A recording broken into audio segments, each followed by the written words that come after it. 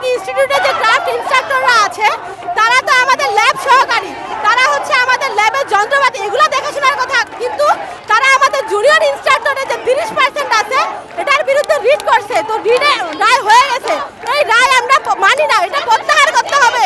কোন ইয়াতে এটা রায় দেওয়া হলো, আমরা এটা মানবো না।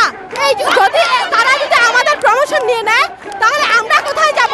আমরা যে 4 বছর থেকে ডিপ্লোমা করতেছি, আমাদের ভ্যালু কোথায়? এটা তো আমরা মেনে নিব না। যদি এটা মেনে না নেওয়া হয় আমরা আমাদের জায়গায় বসে থাকবো। আমাদের আন্দোলন চলছে, চলবে। আমরা তো অন্যায় কোনো দাবি করি নাই, আমরা আমাদের ন্যায্য দাবি আদায় করতে আসছি।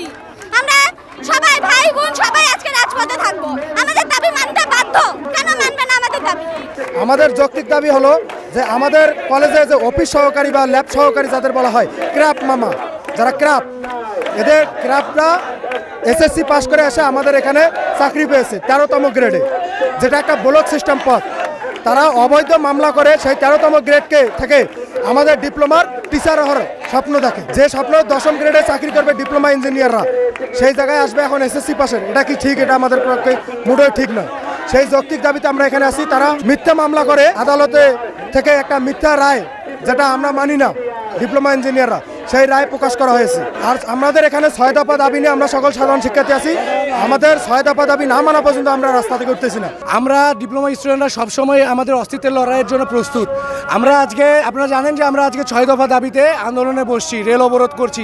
আমরা তো ছোটোখাটো বিষয় নিয়ে রেল অবরোধে বসি নাই, আমাদের অস্তিত্বের প্রশ্ন। আমরা 4 বছর ডিপ্লোমা কোর্স করে আমাদের ভবিষ্যৎ নাই, আমরা বেসরকারি চাকরি করব, আমরা কেন শোরুমে খাটবো, আমরা কেন শোরুমে চাকরি করব? যারা এই জন্য আমরা আজকে এখানে 6 দফা দাবি নিয়ে বসছি। 6 দফা দাবির মধ্যে প্রথম দাবি হচ্ছে 2021 সালে বিতর্কিত নিয়োগপ্রাপ্ত ক্রাফট ইনস্ট্রাক্টরদের কারিগরি অধিদপ্তর এবং সকল প্রতিষ্ঠান থেকে দ্রুত অবস্থানরত করতে হবে। দ্বিতীয় দাবি আমাদের দ্বিতীয় দাবি হচ্ছে ডিপ্লোমা ইঞ্জিনিয়ারিং কোর্স 4 বছর মেয়াদি করতে হবে এবং প্রতি সেমিস্টার পূর্ণ মেয়াদে 6 মাস করতে হবে। আমাদের তৃতীয় দাবি উপসহকারী প্রকৌশল পদে 10ম গ্রেড ডিপ্লোমা ইঞ্জিনিয়ারিং ব্যতীত অন্য কেউ আবেদন করতে পারবে না। আমরা ডিপ্লোমা ইঞ্জিনিয়াররা একমাত্র 10ম গ্রেডের অধিকারী। আমাদের 4 নম্বর দাবি কারিগরি বোর্ড সংস্কার করে কারিগরি সেক্টর পরিচালনায় কারিগরি শিক্ষা বহির্ভূত কোনো জনবল থাকতে পারবে না। আমাদের 5 নম্বর দাবি কারিগরি শিক্ষা অধিদপ্তরের বিতর্কিত নিয়োগ বিধিমালা সংশোধন করে সকল শূন্য পদে কারিগরি জনবল নিয়োগের মাধ্যমে সকল পলিটেকনিকে শিক্ষক সংকট দূর করতে হবে। আমরা কেন অবহেলিত থাকবো? একটা এসএসসি পাস ছাত্র মানে যে পরবর্তী টিচার হবে তারা আমাদেরকে পড়াবে? আমরা 4 বছর মেয়াদি হাতে কাজ শিখে আমরা শিক্ষিত হব, আমরা তাদের কাছে কেন ক্লাস করব? আমাদের একটা যোগ্যতা আছে, আমরা 10ম গ্রেডের অধিকারী। আমাদের কর্মসূচি চলবে মিনিমাম 4টা পর্যন্ত। আমাদের দাবি যতক্ষণ না মানানো হবে আমাদের কর্মসূচি চলমান থাকবে।